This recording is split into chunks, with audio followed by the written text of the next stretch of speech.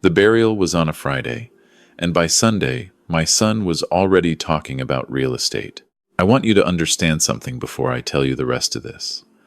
I was married to my wife for 41 years. 41 years of Sunday morning coffee on the back porch, of her reading to me from whatever book she had going, of her voice filling every corner of every room we ever lived in together.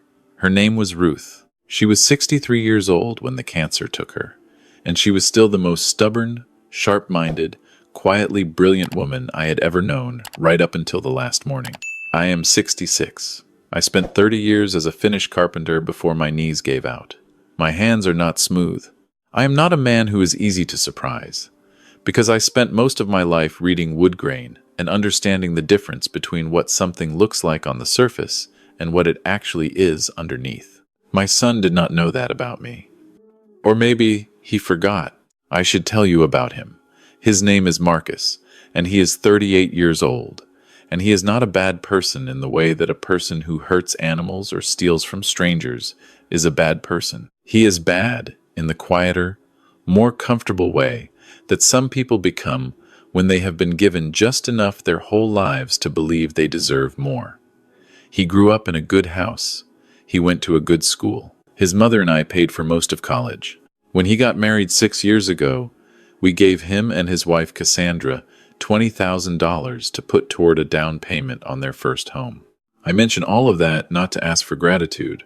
I mention it because it matters to understand the kind of person Marcus is. He received all of those things and cataloged none of them. In his mind, they were simply things that had happened to him, like weather. His wife Cassandra is 35 and works in corporate risk management, which, from what I can tell, means she spends her days calculating how to protect assets and minimize losses. I think that training extended into her personal life. Every conversation with Cassandra felt like a negotiation she had already decided the outcome of before you sat down. The two of them drove up from Atlanta on the Thursday before the funeral. I was glad to have help, genuinely glad, because there is a particular loneliness to making phone calls about burial arrangements, and I was grateful not to be doing all of it alone. For 2 days they were good. They were present.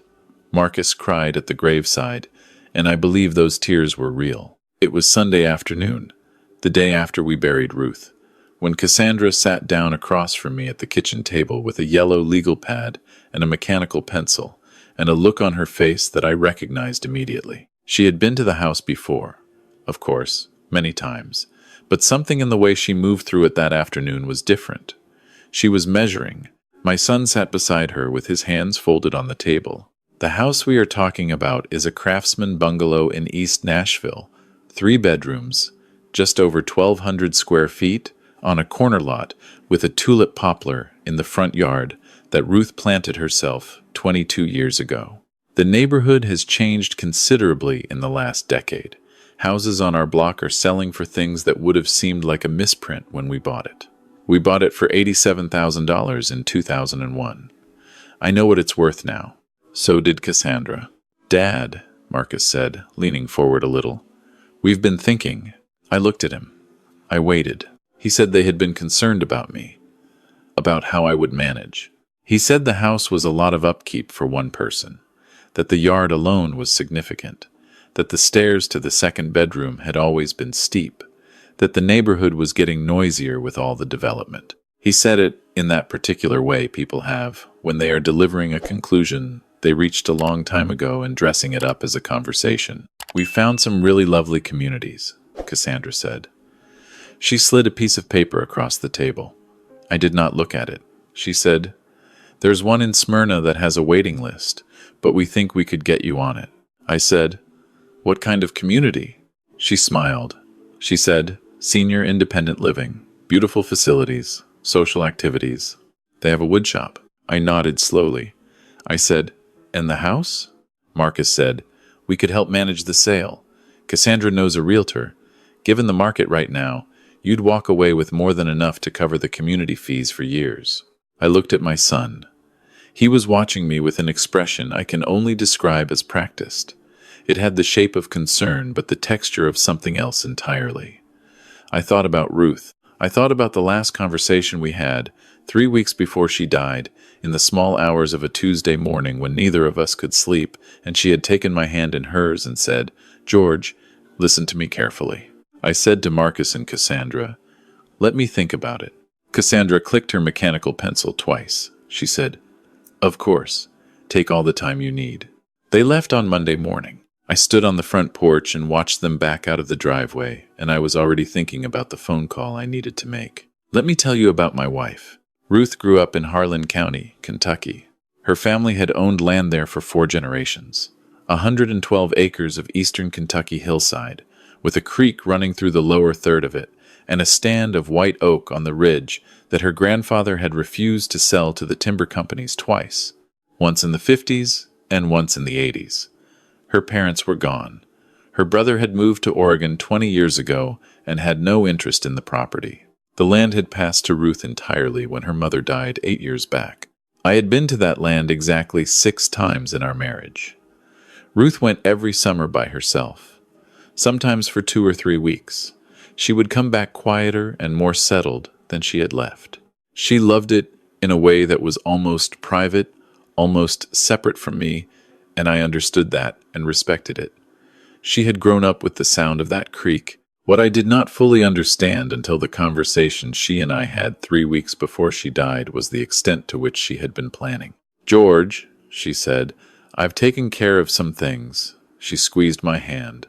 She said, "I need you to trust me, and I need you to not say anything to Marcus until the time is right."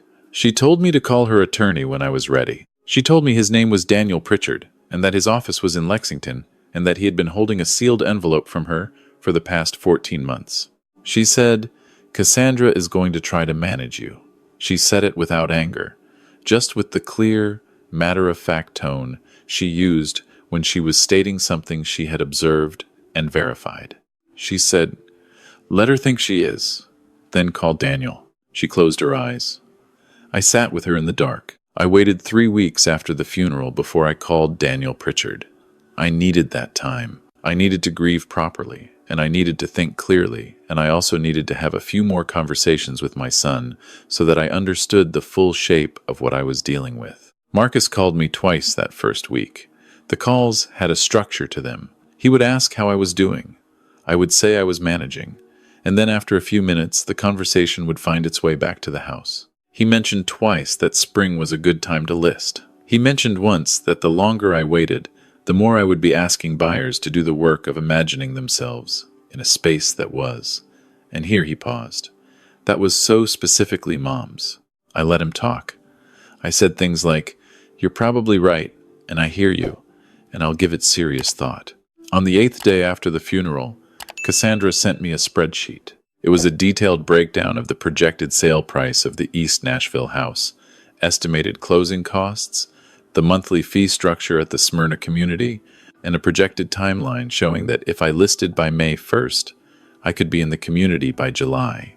At the bottom of the spreadsheet, there was a section labeled Additional Assets, where she had listed my pension, my Social Security estimate, and a line that said Ruth's estate to be verified. I stared at that last line for a long time. To be verified. She did not know. Neither of them knew.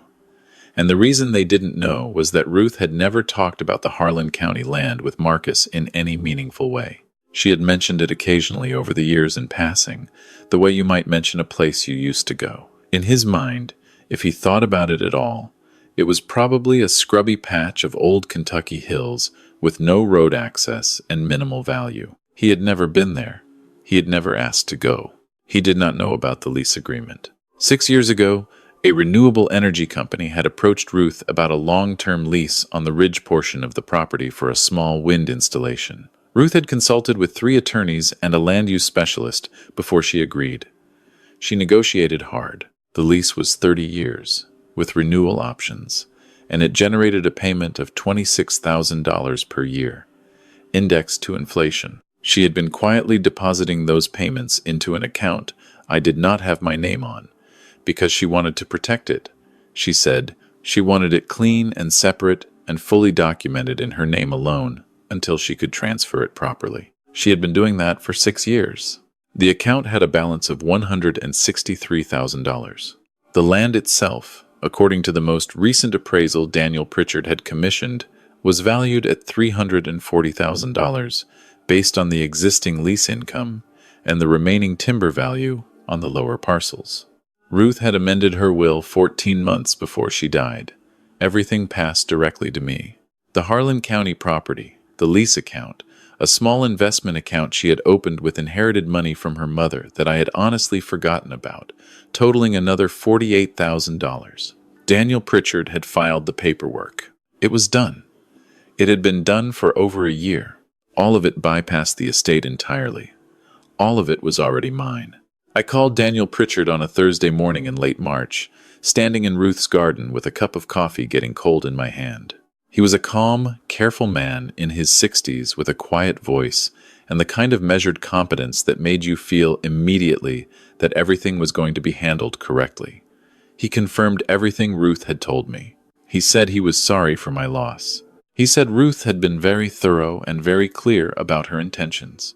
He said she had anticipated, and here he paused, that there might be some external pressure on my decision-making in the period following her death.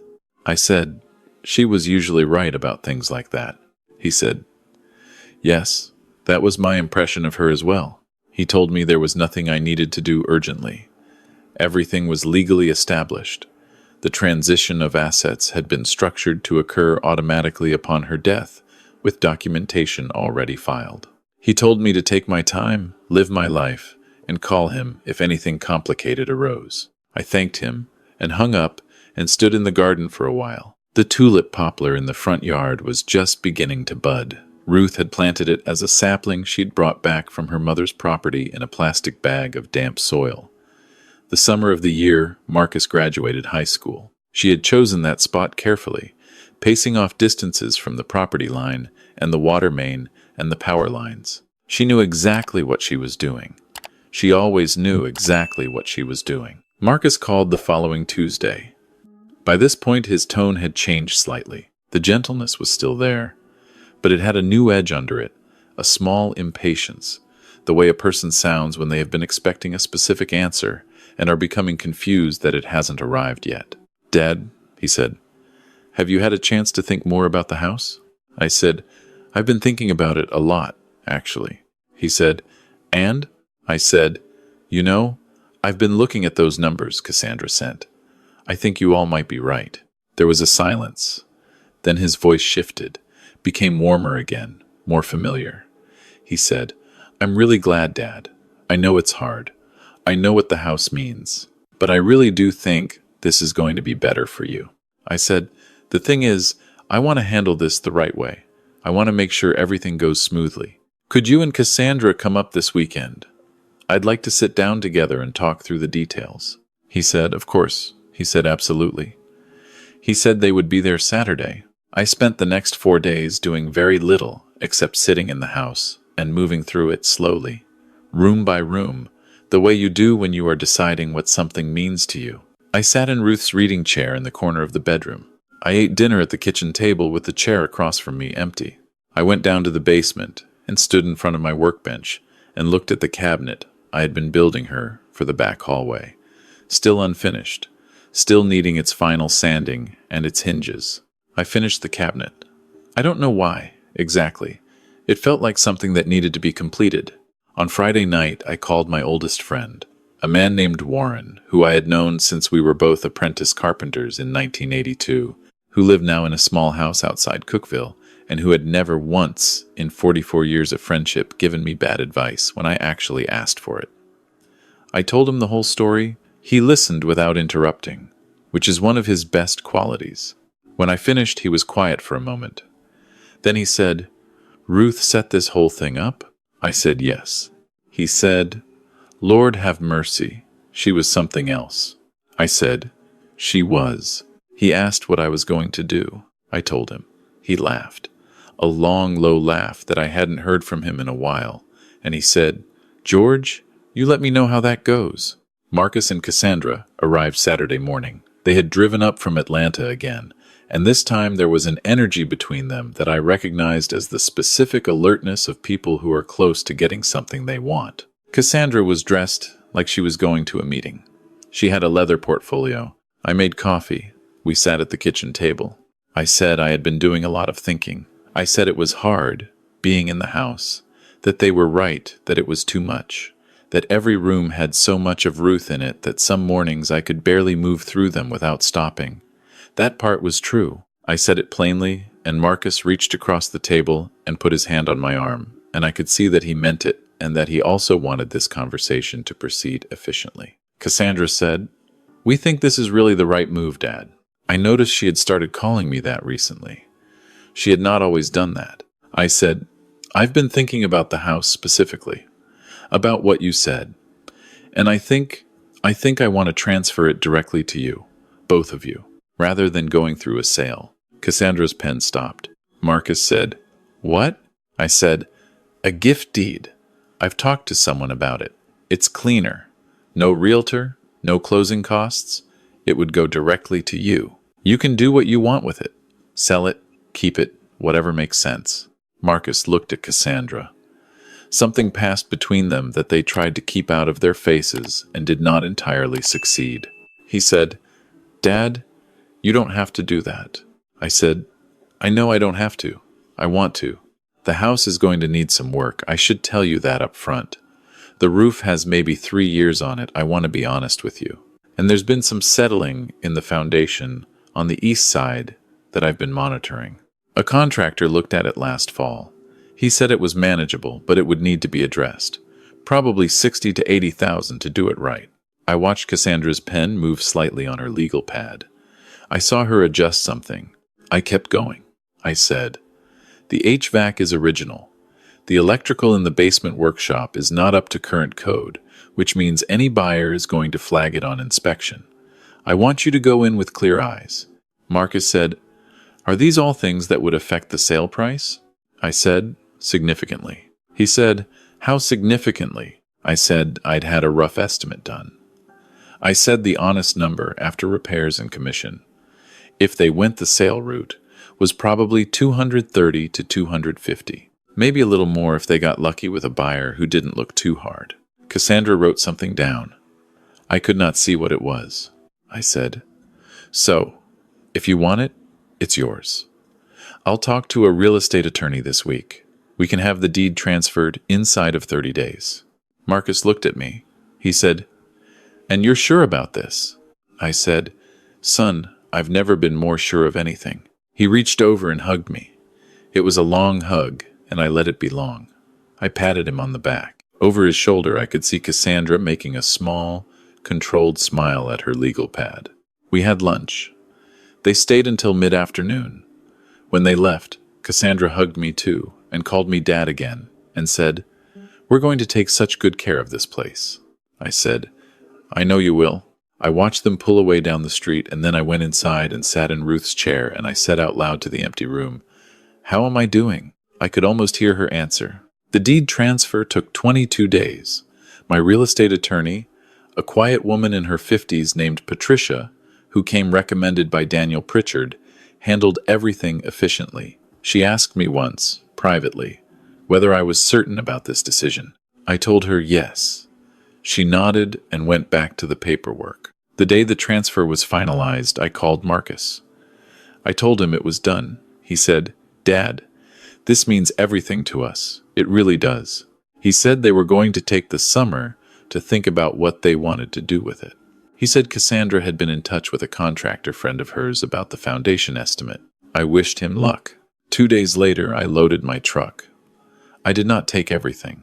I took my tools, my good books, the cabinet from the back hallway that I had finally finished, the box of photographs from the bedroom closet, Ruth's favorite quilt, the cast iron skillet she had used every Sunday morning for 20 years, and the small clay pot she kept on the kitchen windowsill, with the broken handle she had never gotten around to replacing, because she said the crack ran right and gave it character.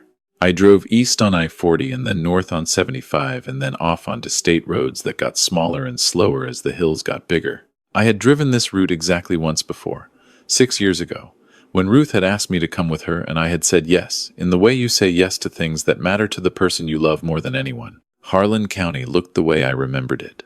Green and steep and older than the rest of the country somehow. like the hills had been set down before the rest of it was figured out, and never asked permission from anyone afterward.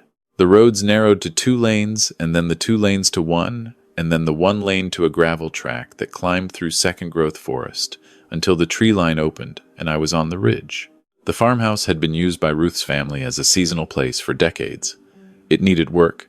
Of course it needed work. Ruth had known that and had left detailed notes in the envelope with Daniel Pritchard about what needed doing first. New water pump, chimney inspection, rewire the kitchen circuits. She had already gotten estimates. She had already identified a local contractor she trusted. I sat on the front porch in a wooden chair that her grandfather had made, and I looked out at the ridge and the valley below it, and the small silver line of the creek in the late afternoon light. On the lower pasture, 300 yards down the hill, I could see the base of the wind installation. They were quiet, those turbines.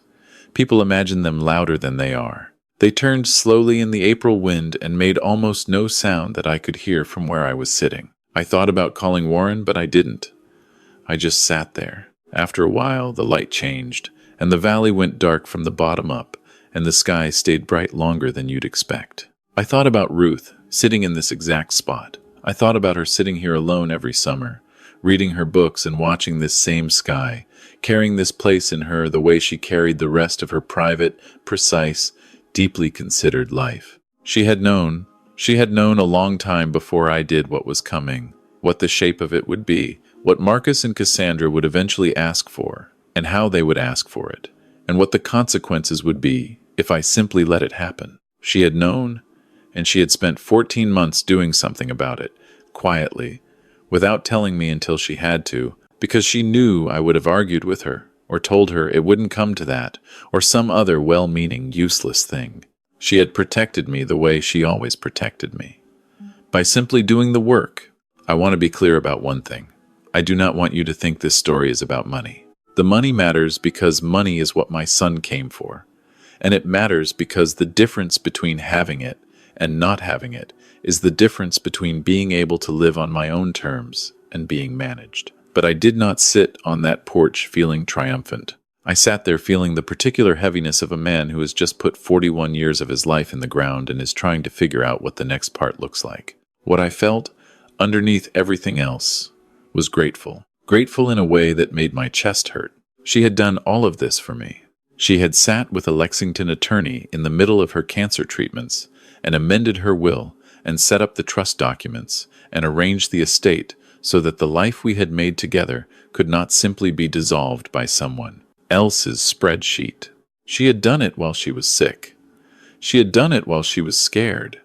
She had done it without complaining to me about it or asking me to carry any of it with her. That is the kind of woman she was. The first week I was in Harlan County, I mostly worked. The water pump needed replacing, and I replaced it. I found a local electrician named Boyd who had worked on the house before and knew its particular problems, and we spent 2 days on the kitchen circuits. I cleared brush from the near fence line. I found Ruth's notes in the farmhouse, pages of her handwriting in the blue notebooks she always used, and I read them carefully and followed them like a map. Boyd asked me one afternoon, while we were eating sandwiches on the tailgate of my truck, if I'd lived in Kentucky before. I said no. I said my wife grew up near here. He said, "She passed recently?" I said yes. He said, "I'm sorry for that." He said it simply, without performance, the way people in that part of the country still sometimes say difficult things. He went back to his sandwich. That evening I called Warren and told him where I was and how things had gone. He said, "So Marcus got the house." I said, "He got a house." Warren was quiet for a moment. Then he said, "What'd the estimate come in at on the foundation?" I said, $84,000. He said, "Lord?" I said, "The roof inspection came back worse than I let on, too. More like 2 years than 3. He said, "George." I said, I was honest with him about all of it. I told him up front. Warren laughed again. That same long, low laugh. He said, "I suppose you did." I heard from Marcus 6 weeks after I'd left Nashville. He called on a Wednesday evening, and his voice had a different quality than it had had in any of our previous conversations. Tighter. He said they had gotten the foundation assessment done, and it was he said, more involved than they had expected.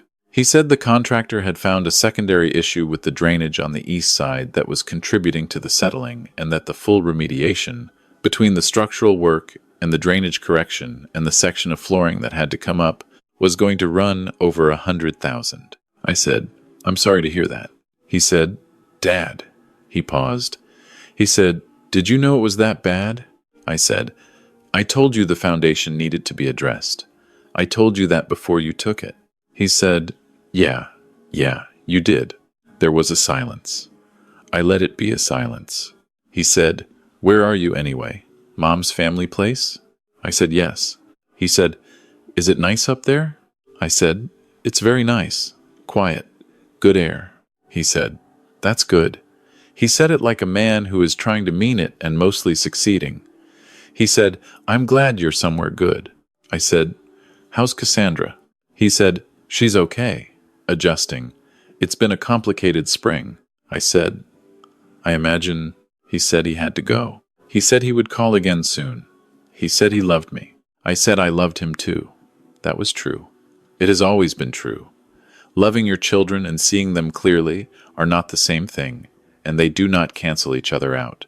I've been in Harlan County for 4 months now. The farmhouse is in better shape than when I arrived. The new pump works well. The chimney is clean. The kitchen is rewired and the lights no longer flicker in the evening. I have been working on the front porch railing, which was soft in 2 sections, replacing the rails with oak I had milled from a fallen tree on the lower property. It's slow work, and I like slow work. Boyd introduced me to a man named Gerald who retired from underground mining 15 years ago and now builds furniture in a shop behind his house. We have had coffee twice. He showed me a chair he is making from sourwood, and the joinery was so clean it made me want to go home and look at my own work critically. I told him that. He seemed to appreciate it. In the mornings, I walk the property. I follow the fence lines down through the lower pasture and along the creek and up into the white oak stand on the north ridge. Ruth's grandfather planted 20 of those oaks from acorns. He collected the fall. He turned 50. Some of them are over 70 years old now. They are enormous. Standing under them is the closest thing to being inside a cathedral that I have experienced in a long time. I talk to Ruth sometimes, standing under those trees. I don't know if that's a thing people are supposed to do or not. I do it anyway. I tell her how the house is coming. I tell her about Boyd and Gerald and the way the creek sounds in the morning. I told her about the conversation with Marcus. I told her she was right about all of it. She usually is. The lease payment came in for the second quarter, direct deposit to the account that is now in my name. I looked at the number on the phone screen for a moment, and then I put my phone in my pocket and kept walking. The wind was moving across the ridge, and the turbines were turning in that slow, quiet way. And below me the valley was spread out, green and wide, and the sky above it was the particular blue that you only get in the mountains at a certain time of morning when the light is still low. I had been worried, after Ruth died, about whether I would know how to be a person without her. 41 years is a long time to build a life with someone, and it is a terrifying thing to try to imagine its shape without them in it. I had been worried that I would be hollow. I am not hollow. I am sad, in the deep, settled way. You are sad when you have lost something irreplaceable, and you know you are going to carry that loss with you for whatever years you have left. Not because it crushes you, but because it is part of you now. I am sad the way a house shows the weather it has been through in its wood and its angles, and the way the floors slope slightly toward the center. But I am standing. Ruth's books are on the shelves in the study. Her blue notebooks are stacked on the desk. Her quilt is on the bed, and her cast iron skillet is on the stove, and her clay pot with the cracked handle is on the windowsill of the farmhouse kitchen, where the morning light comes through earliest and sits longest. I make coffee every morning, and I take it to the porch, and I look out at the land she loved, and I try to see it the way she saw it.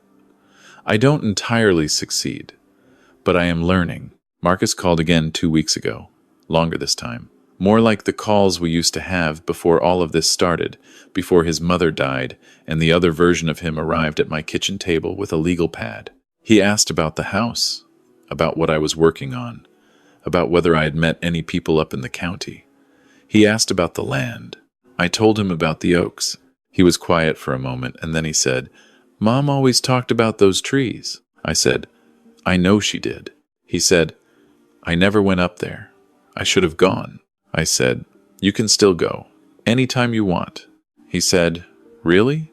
I said, "It's your mother's land, Marcus. You're always welcome here." He didn't say anything for a second. I could hear something shift in his breathing. He said, "Okay." He said, "Maybe this fall." I said, "This fall is a good time. The leaves turn later up here than you'd expect." He said he'd think about it. I believe he will come. I believe he is. In whatever slow and painful way that people who have done something they are not proud of manage it, trying to find his way back to a version of himself that his mother would have recognized. I do not know if he will get there. I know that I am not going to make it harder than it has to be. I am 66 years old, and I have good tools and good land and enough money to live carefully and well for the rest of my life. I have a friend in Warren who will talk to me honestly, and a neighbor in Gerald who understands wood the way I understand it, and the company of a place that the woman I loved for 41 years loved first, which is a kind of inheritance I did not know how to name until I was living inside it. Some evenings I sit in the study and I read. I have started working through Ruth's shelves systematically, from left to right, taking whatever she left there. Last week I read a novel she had marked up in pencil, her small, precise handwriting in the margins, her private conversation with a book she had read alone. I read her notes as carefully as I read the text. I am still learning things about her. I think I will be learning things about her for the rest of my life. The creek is louder in the evenings. It has a sound at dusk that is different from any other time of day, lower and steadier, like something settling in for the night. I can hear it from the porch if the wind is quiet. Tonight the wind is quiet. I pour my coffee. I sit in the chair her grandfather made. I listen to the water,